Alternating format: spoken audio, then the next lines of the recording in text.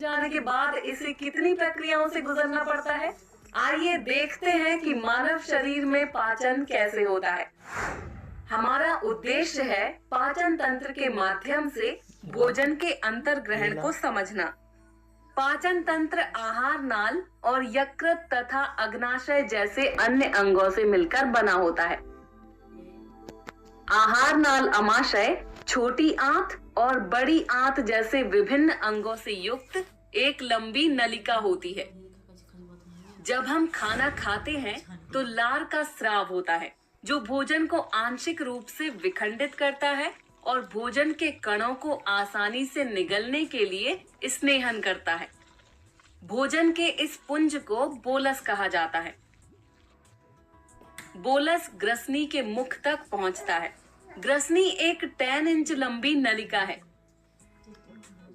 ये भोजन को गले से अमाशय तक पहुंचाती है। लेकिन गले के क्षेत्र में एक अन्य मार्ग भी होता है जिसे श्वास नली कहा जाता है।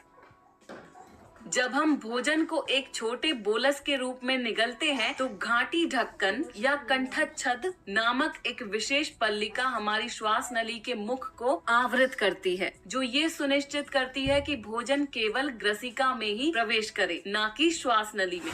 एक बार जब भोजन ग्रसिका में प्रवेश करता है तो ये सीधे अमाशय में नहीं जाता है। इसके बजाय ग्रसिका की भित्तियों में उपस्थित पेशियां एक तरंगनुमा संरचना में संकुचित होती हैं और ग्रसनी पथ में भोजन को धीरे धीरे निचोड़ती हैं।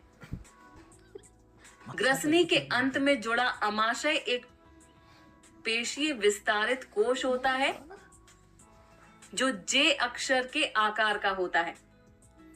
अमाशय एक मिक्सर की तरह होता है, जो ग्रसिका से आए भोजन के सभी छोटे छोटे गोलों को छोटे छोटे टुकड़ों में मथने और मसलने का कार्य करता है। ये अमाशय की भित्तियों में मौजूद मजबूत पेशियों और अमाशय भित्तियों में ग्रंथियों द्वारा स्रावित अम्लीय जठर रस की सहायता से ये कार्य करता है।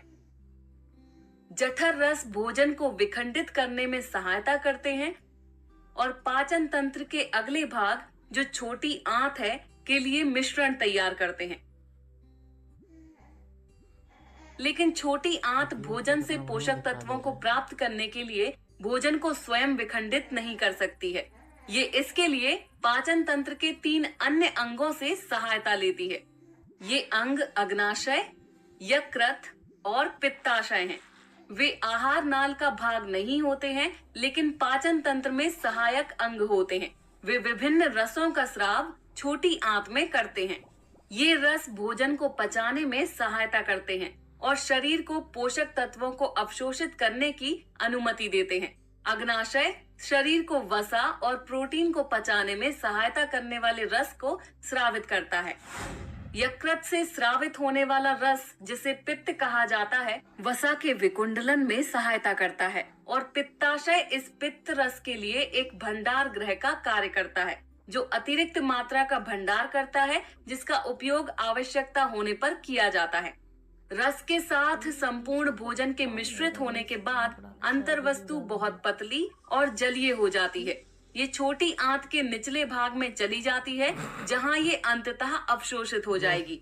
जब पचा हुआ भोजन छोटी आंत के माध्यम से अपनी यात्रा के लगभग अंत में होता है, तो भोजन से प्राप्त पोषक तत्व अंत में छोटी आंत की भित्तियों से गुजरकर रक्त में प्रवेश करते हैं।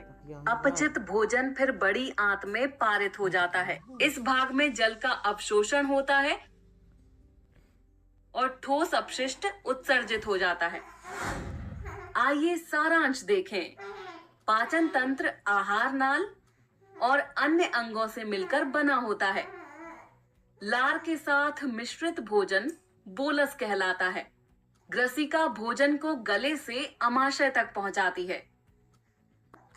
अमाशय इसे मथने का कार्य करता है और जठर ग्रंथियों द्वारा स्रावित अम्लीय जठर रस के साथ भोजन को मिश्रित करता है। जठर रस भोजन को विखंडित करने में सहायता करते हैं। अग्नाशय अग्नाशयी रस का स्राव करता है, जो वसा और प्रोटीन को पचाने में सहायता करता है। यकृत से स्रावित होने वाला पित्त रस वसा को विखंडित करता है। पित्ताशय पित्त रस का भंडारण करता है। अपचित भोजन बड़ी आंत में चला जाता है। फ्यू